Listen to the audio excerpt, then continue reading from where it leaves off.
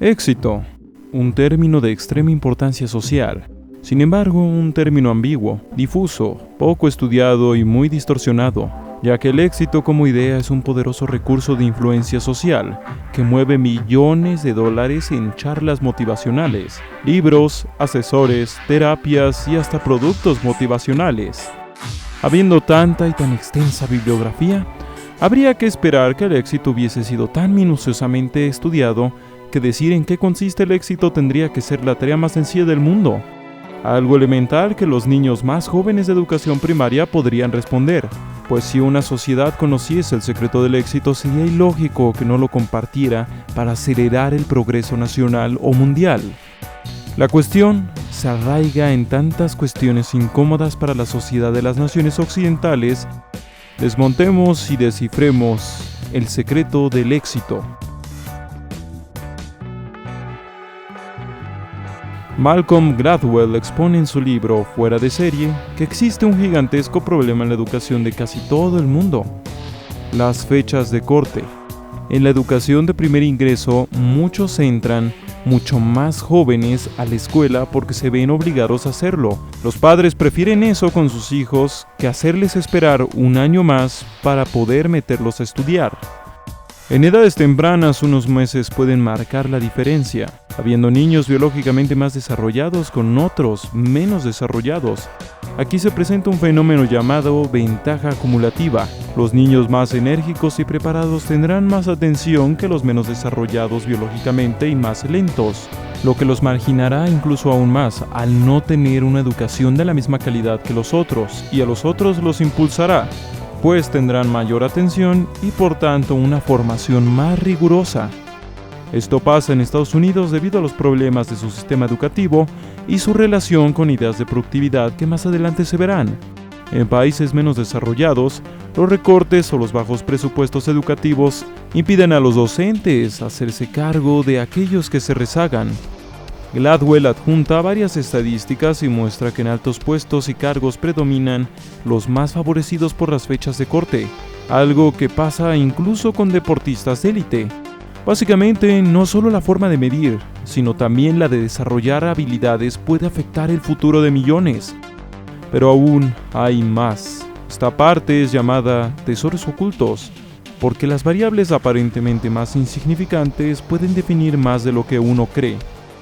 Bien, profundicemos en la educación y sus implicaciones. ¿Para qué habría de servir la educación? ¿Para aumentar el coeficiente intelectual y así asegurar el éxito? No exactamente. El coeficiente intelectual no garantiza el éxito profesional ni social.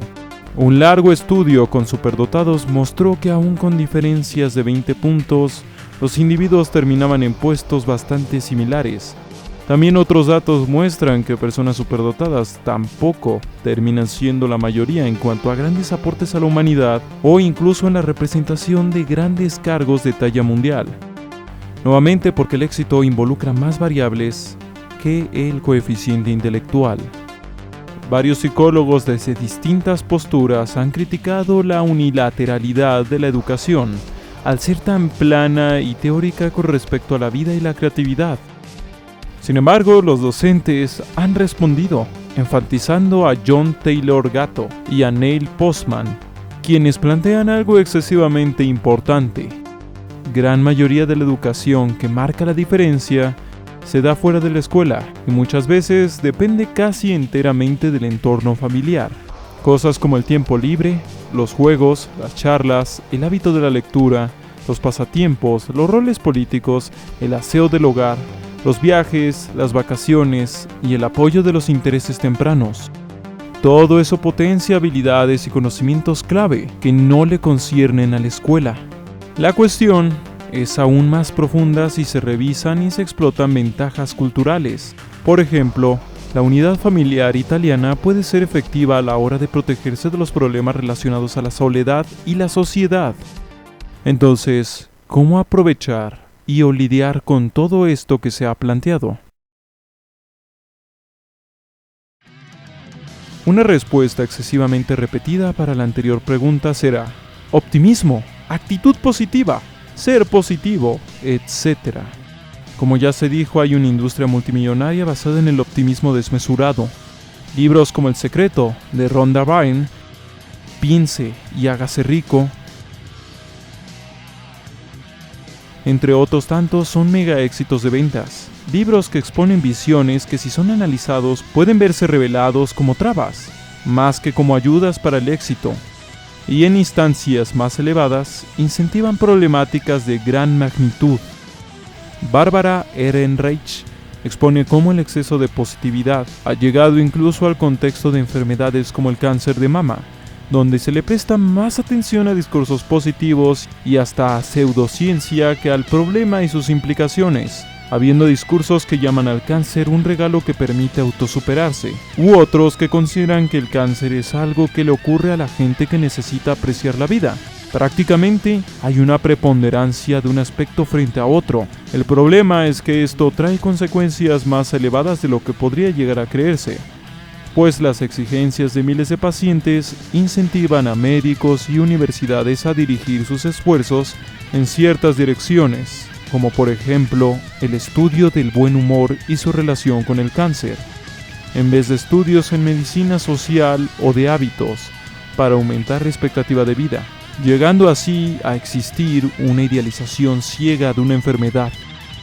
Esto mismo ocurre con aspectos como la pobreza, el fracaso escolar, las relaciones de pareja y la sociedad. Miriadas de textos y esfuerzos que simplifican el fracaso atañándolo a una mala actitud o a, entre comillas, la mentalidad de pobre. Discursos muy famosos como los del secreto, que dicen que solo con visualizar y concentrarse en algo se altera la realidad. Otros que, tergiversando la física cuántica, mencionan que se puede alterar todo para nuestro beneficio tan solo siendo más positivo. Autores como Paulo Coelho y otros más que versan de un universo que conspira en favor del individuo, en tanto mantenga un pensamiento positivo, claro está. Sin embargo, detrás de gran mayoría de estos discursos se esconde un egocentrismo avasallador, uno que ciega y aísla de los hechos. Una ceguera que puede llevar a un fracaso tan grande como estrepitoso.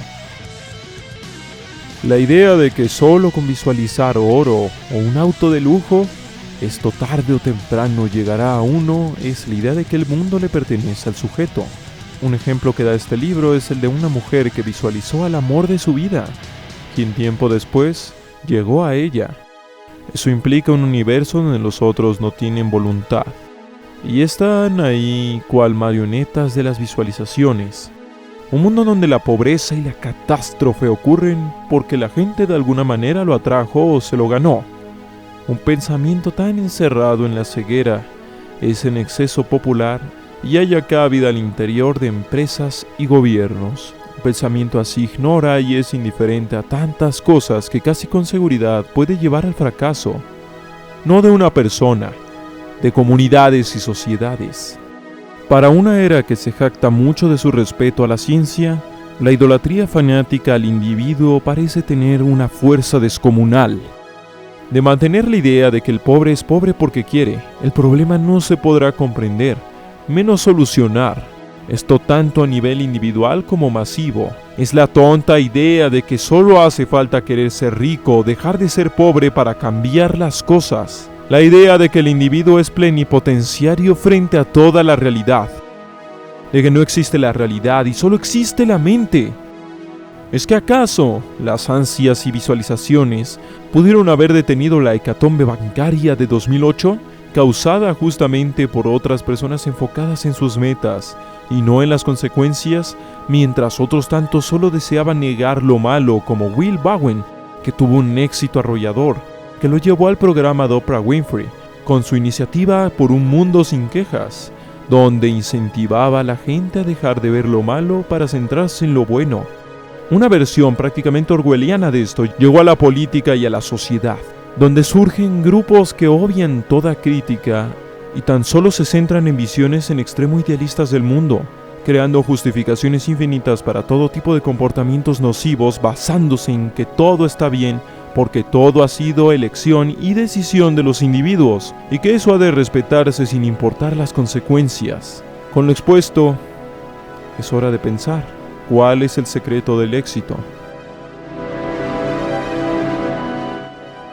El secreto del éxito es que no todos lo tendrán. Es imposible. No al menos esa imagen acartonada y lujosa del éxito. El mundo sería incapaz de soportar una entera población despilfarradora de recursos. La economía actual y el sistema bancario también son prohibitivos. Señalemos que la crisis de 2008 barrió también a cientos de empresarios.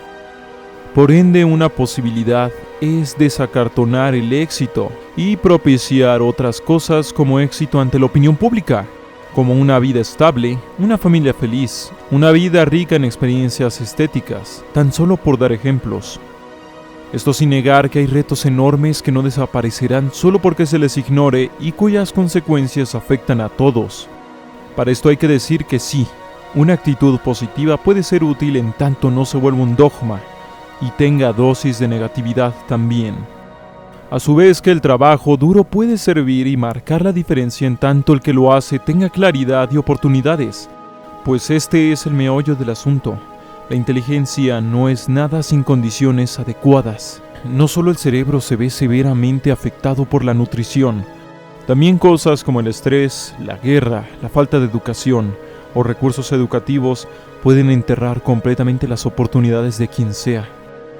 Malcolm Gladwell dedica medio libro a explicar cómo los grandes personajes del último siglo se deben en gran medida a las condiciones del mundo donde vivieron, y claro, también a su trabajo duro.